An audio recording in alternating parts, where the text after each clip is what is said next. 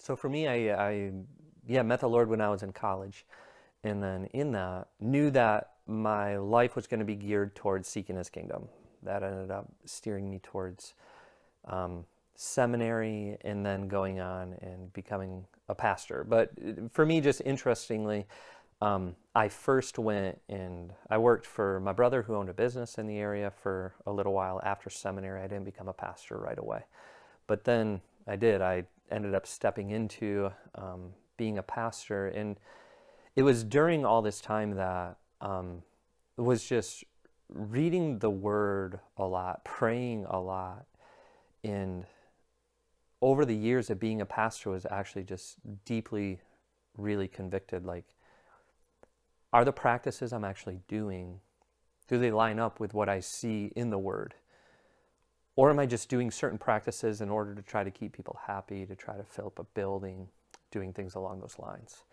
And that's what kind of led me and one of my best friends down this journey of saying, okay, hey, we know how to fill up these buildings, but what does it look like to actually be the church as we see in Scripture? So we ended up inviting some people over to my home, to my living room, and we just said, hey, let's do this house church stuff. That's the language we were using at the time. We had no clue what we were doing, but all we knew is we wanted to see the priesthood of all believers just lived out so much more. We wanted to see people empowered to truly be active participants in church rather than be passive participants. And so we thought, okay, hey, in this simple context of being the church in a simple way, this is a place where now we can begin to learn, what does this look like? So we invited some people over. I remember when we told them, hey, come on over, we said, hey, let's try this for like 4 weeks. 4 weeks is so short. It's kind of funny almost that we said to people, let's give this a shot, because it just went by in a blink of an eye, of course. But even in those just 4 weeks, we realized we want to keep just trying this. So we said, let's try this. We said, hey, why don't we invite some more people into this as well? And so then all of a sudden, at this point, we had nobody walking with us, nobody coaching us. This is just us figuring out, we're building this plane as we're flying it.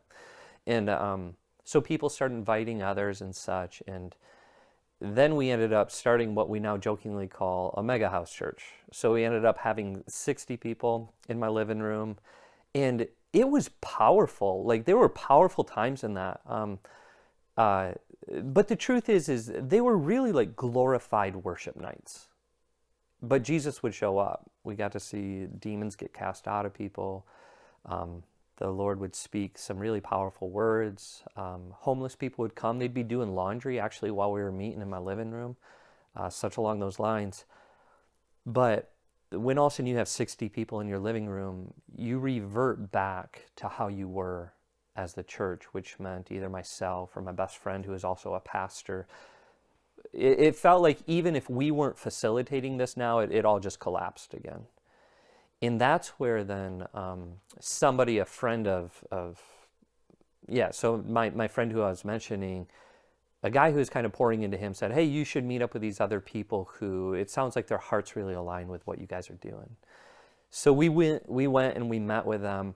And that was my first time of really hearing about intentional movements, of disciples actually making disciples, and seeing simple churches start simple churches. And they were sharing with us these stories of this happening in very hard areas, persecuted areas. And I remember just hearing that and being like, I'm swimming in the kiddie pool of ministry. Here I am trying to like kind of play it safe, all this sort of stuff, and then flirting with some things on the side. And I'm hearing these stories about these people, these brothers and sisters overseas who are literally giving their lives. And these guys who were sharing these testimonies with us, they said, hey, why don't you come to this retreat? And we went to this retreat. The Lord showed up powerfully there. We ended up praying together with this small, 20 or so of us as guys. We ended up praying together for like 3-4 hours, and the Lord just showed up really powerfully. And then they said, hey, why don't you come to this training with us? And so we went to this training, and that's where I feel like I learned for the first time some tools in the tool belt of how do we be intentional with this? How do we do this in a way that can hopefully be healthy and actually multiply? And going home from that, I'm still a pastor while all this is going on. But going home from that, I remember just really feeling like I can't unlearn what I just learned. And me and my wife at that time, we just started praying. And because we were seeing so much fruit happen in our living room with these people who would show up. And even though it wasn't perfect at the time by any means, we just saw God doing powerful things. And on the other hand, over here at the church that I was a part of, was there good things happening? Of course there was good things. But we just knew it wasn't to the extent that it could be, nor was it to the extent that we were seeing in my living room. And so me and my wife, we just started praying and asking God, what do you want us to do? If you want us to stay at this church, we will stay. If you want us to go do this other stuff, we don't even know exactly what that would look like. We don't know how we'd pay the bills. But we have a feeling we're being drawn in that way. But God, we're just asking for your voice. Please just speak clearly. And so me and my wife are actively praying that. And I remember I was sitting in a chair in my bedroom preparing. I was preparing for an elder and deacons meeting that night. And one of my daughters was 2.5 at the time. And she just comes up next to the chair that I'm sitting in.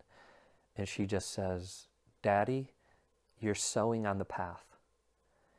And she's 2.5 years old. She's never heard the parable of the sower before. We've taught her other, simple Bible stories, but not that one yet. But I heard her crystal clear. But when I heard it, I was just so dumbfounded. I just looked at her. I said, honey, what did you say? And she said it again. She said, Daddy, you're sowing on the path. And I just said to her, I said, honey, did you say you're sowing on the path? And she just looks at me and she goes, yeah, the birds are your friends. And I was like, oh my. And I just scooped her up. I took her down to my wife because what's going through my mind immediately is me and my wife have been praying and just asking God, what do you want us to do? So I scoop her up and I take her down to my wife and I just say, honey, say to mommy what you said to daddy.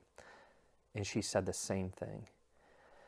And that was the moment that we knew that the Lord was calling us from being pastors in the sense that we knew it into this new work, this new way of being the church in a simple, decentralized sort of way.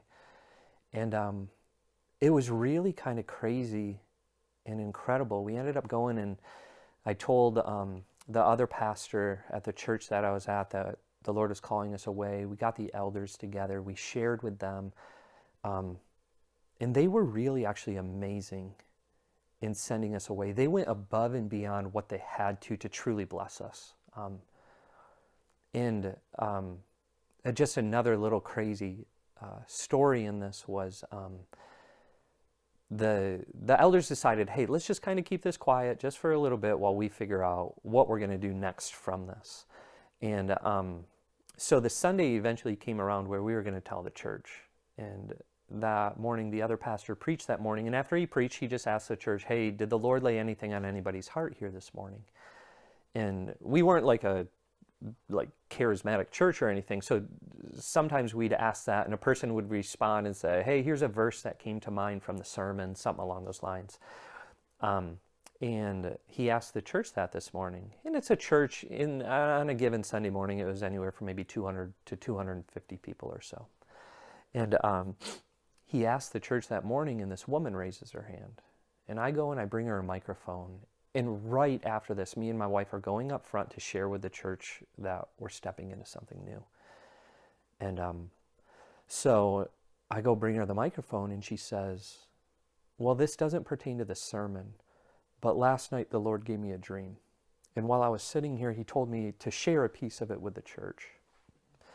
And she just says, in the dream, I saw a group of people cutting their way through the jungle. And then they came to this cave. And they took the torch and they lit the torch of a person. And that person then went into the cave lighting other torches as he went along the way, showing people where they were to go. And she just says, I believe somebody from this church is supposed to go and do something new. And at this point, I'm just staring at my wife because literally we're going up right after this to tell the church the Lord's calling us into something new. I take the microphone from her and go up front, grab my wife's hand, and we just share with the church. that woman actually comes up to us afterward, and she just says, Neal, in all honesty, it was you in the dream. I just didn't dare to tell the church that I believe our pastor is supposed to go and do something new. And so that's how we ended up really transitioning from being pastors in much more the brick and mortar sort of traditional sense to really then laboring and trying to intentionally from our home go and find and make disciples, find people at peace, and then teaching them how to do the same. And ever since then, I mean, there's been so much that we've learned, so much that's been hard, where you just want to pull your hair out, certain things that have just been incredible joys that you can't believe that the Lord has done this or spoken in this way.